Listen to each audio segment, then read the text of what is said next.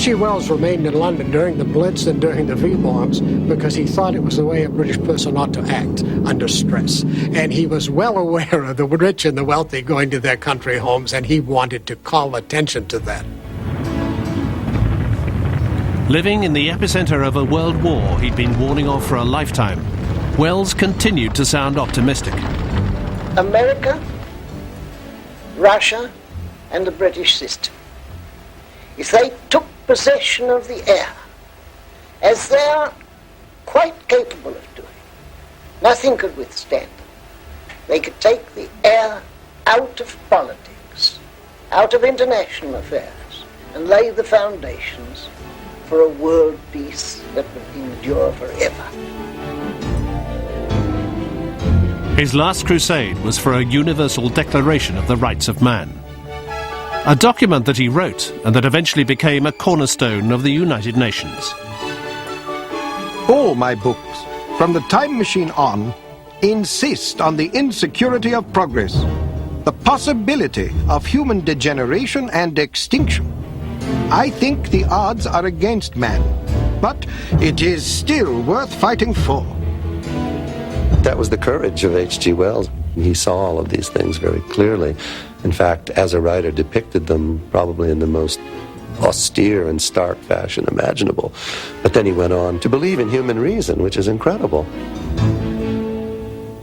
Privately, Wells was not holding up so well. Tormented by a bitter sense that not only had he failed, but that the world had failed. Finding him alone in a corner at a party, a friend asked Wells what he was doing. Writing my epitaph, he replied, "God damn you all, I told you so." I think he got a bit depressed in his last few years because, you know, all those idealisms about spread of socialism went sour. And people getting better educated and being more sensible as a result, that went sour. The whole belief that the League of Nations was a fine, hopeful thing, that went down the drain. Many of the things that he actually had faith in had gone bad on him. With the revelations of Auschwitz and the bombing of Hiroshima, Wells drifted towards despair. The opening up of the concentration camps and the total inhumanity of our species to others, these were the worst culminating events for H.G. Wells, because he thought that we hadn't learned anything. Wells himself had predicted the atom bomb, describing it in remarkable detail in 1914, in the novel The World Set Free.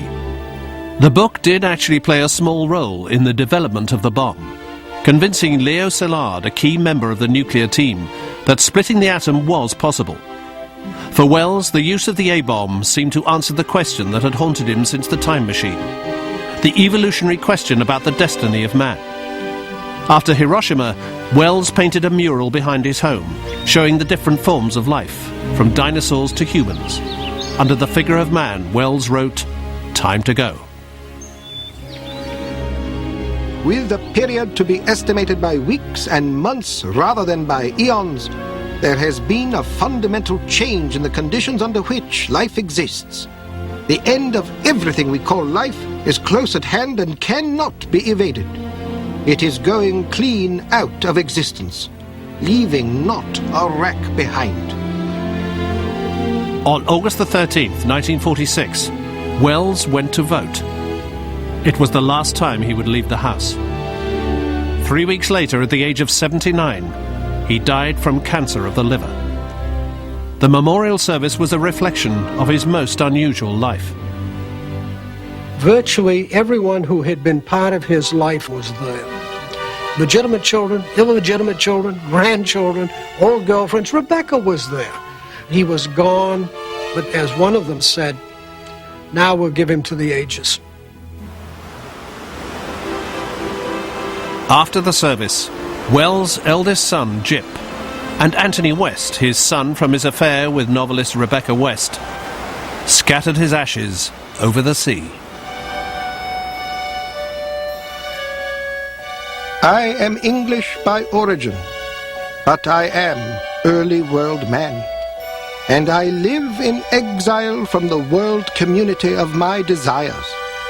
I salute that finer, larger world across the generations, and maybe someone down the vista may look back and appreciate an ancestral salutation.